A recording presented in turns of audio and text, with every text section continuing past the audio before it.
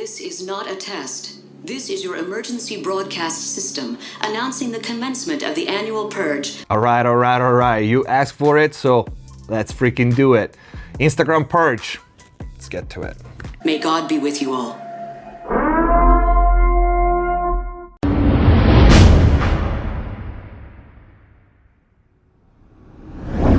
Hello everyone, welcome back to MixbusTv. Hope you're having a great day. Before we start, I can't stop laughing.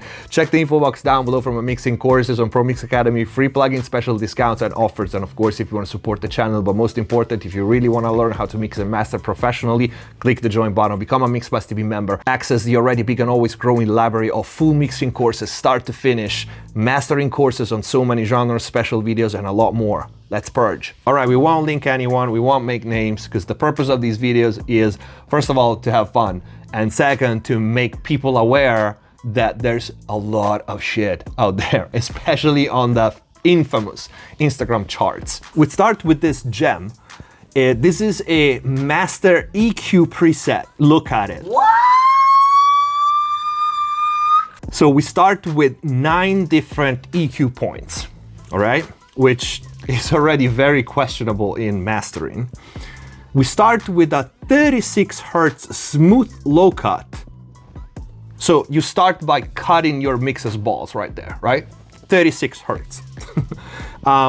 It says prep for analog EQ boost. So let's analyze this. Basically, we assume here that someone has an analog EQ that wants to use as a final touch. Nothing wrong with it, right? You prep your mix, you get to the 70%, 80%, maybe 90%, and then you apply your bottom lift, sometimes the air lift, right? Because if you have an analog EQ, that's how you want to do it because it sounds better.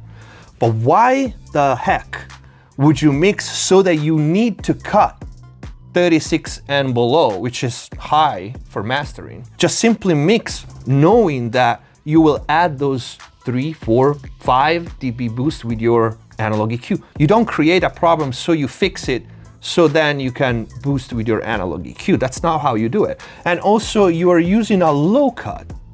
Even if it's a smooth low cut, you're cutting. So what are you boosting if the information is not there anymore? If you, let's say you mix and you found a good balance between instruments, but you landed a little heavy on the low end, and you prefer to use your analog EQ, just use a low shelf, not a cut. And then you can give it back with, your colored EQ. That's the first one.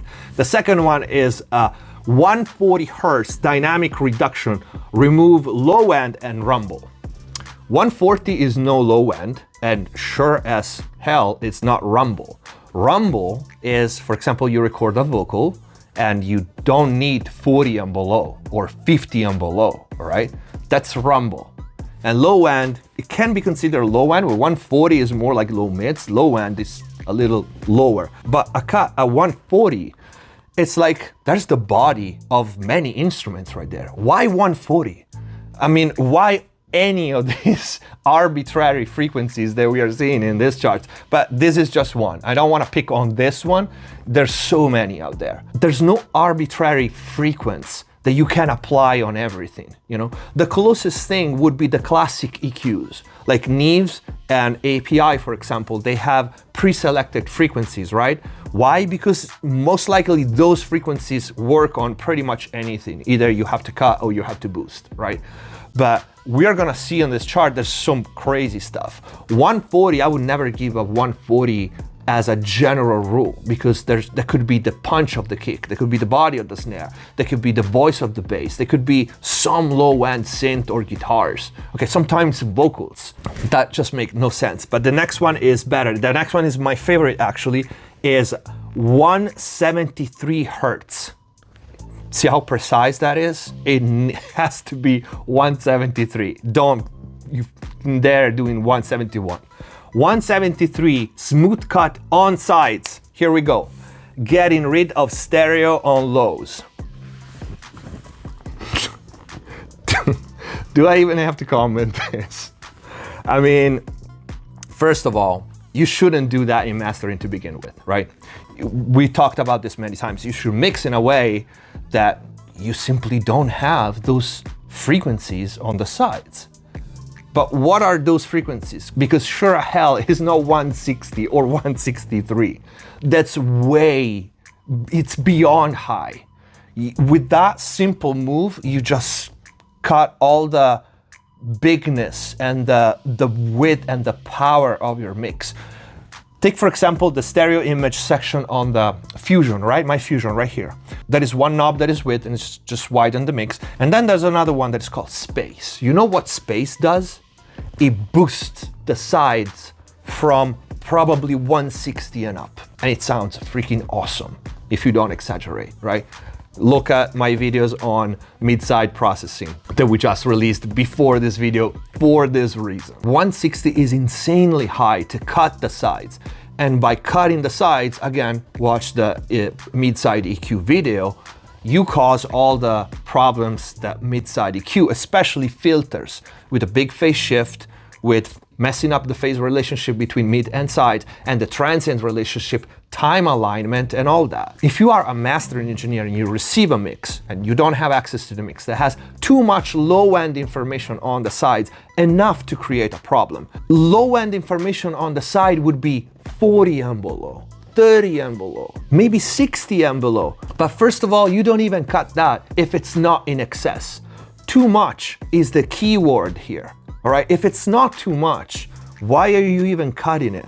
As a safe net, that's bullshit, because you're causing all the mid-side EQ artifacts to have that safe net that is not necessary. And the next thing, just like probably the 36 Hertz cut, which is way too high, especially for a default. I mean, if your mix or the mix you received has excess sub energy, yes, of course you cut. You can cut the 36, you can cut 40. Because again, you're using a slope, you're not brick walling, right? If it's too much, yes, of course you can cut even higher than that. But if you cut just to cut, or if you, even worse, cut just because you want to push into a limiter a little more to get one more dB of loudness, that's not how you do it.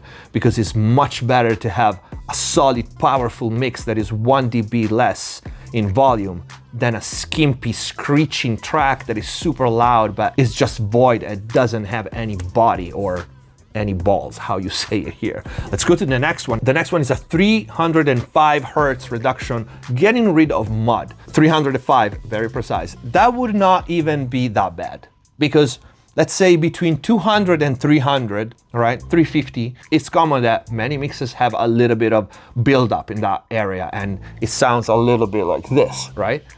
That's not mud.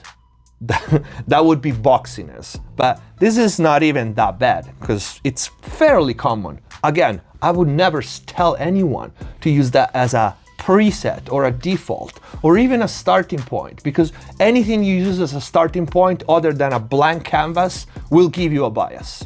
And once you have that bias, you're not gonna let it go. But that cut looks something like 6-7 dB on a master and it's pretty steep. Unless you have a very messed up mix, that wouldn't be it. Next one is 626. Again, it's so precise, it makes me laugh so much. Boost on sides for more solid stereo image.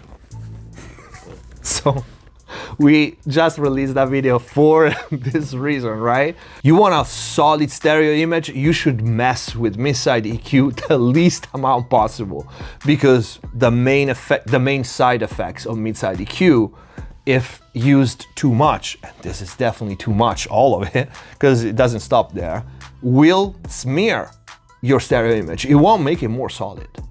You know why this 600? First of all, 600, why?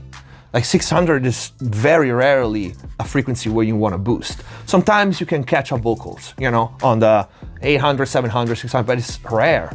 But anyway, like we said in the mid-side video, anything that you boost on the side will sound kind of better for the first 5 seconds. And then it won't when you compare it with other things. Next one is 2K.190 boost on mid for presence. Okay, so again, we're using mid-side EQ, another node, another phase change at the corner frequency, and we're boosting the mid presence in the 2K range. So basically where most mixes have too much energy or enough energy, because that's probably the crack of the snare, the vocals, the guitars, synths, anything that is high mid and has a voice, so to speak, at high tone, isn't the 2K range. If you have a female vocal, especially when they bail and they go high in notes, that's a frequency that is so powerful. We are so, we as a human beings are so sensitive to the mid-range, 2K, 1K, 3K, that it's just, unless you lack 2K, you don't boost 2K in the mid, which is, again, where you have the most energy by default. That makes, again, no sense. Next one is 6,403 hertz. Reduction on highs, prep for analog EQ boost. Now, first of all, if you want to give presets, just don't assume everybody has an analog EQ at home. But second, again, it's the same for the low end. Why are you mixing so that you need to cut that range if you know that you want to boost it with your EQ? Right, which is, again, a totally viable and common practice. I do that too, right? You know how your analog EQs sound, and so you can predict how it's gonna sound when you go and apply that boost that you always do or often do, right? Don't mix so that you have to cut, because then you have to boost again. Because the more processing you do on a track, especially with a digital EQ, it's just more processing. It never sounds better than you don't do those extra moves that are not needed. 13.945 hertz, you gotta give it for preciseness. High boost on sides for more air and shimmer. Again, this must be the #1 rookie move with mid-side processing, right? Boost the sides, shelf on the sides, and everything sounds more exciting and open. Now, this is somewhat common. I personally don't like to use mid-side EQ because I can hear the artifacts, right? So unless the mix has the sides that are not as bright as they could be or should be, for example, someone kept the overheads of a drum or the guitars a little darker than I want, and there's no other way than using mid-side EQ. Yeah, I will do it, of course. It's just a matter of how much, right? Many of the artifacts in mixing and mastering can be masked and are even unnoticeable or not significant if you don't push things too much. But default, don't freaking do it. Last one is 15.468 on the dot. High smooth, high cut, prep for analog EQ. Again, makes no sense. I'm not gonna repeat myself because this is the third move that basically does something to fix a problem that you could have avoided in mix instead of putting an EQ on your master for then, you know, refix it with analog EQ. But again, if you cut, so it's a low pass filter, that information is gone. What are you gonna boost with the EQ? But so this is one of the many master EQ presets on Instagram. There's hundreds of them. And actually, if you want this series to continue, send me the charts and the pictures and the Instagram tips that makes you cringe. And we'll keep this going just to have fun. But also, in all seriousness, to try to help people, newbies for the most part, to differentiate good information and the people that just throw shit out there to get likes. Let me know what you think in the comment down below. If you like the video, please don't forget to leave a like and share. I never say this, but we also have merch down every video. So if you want to support the channel, also grab some merch. Click the join button, become a member if you want to up your mix and mastering game. Thank you for watching. Subscribe if you haven't already. See you next time.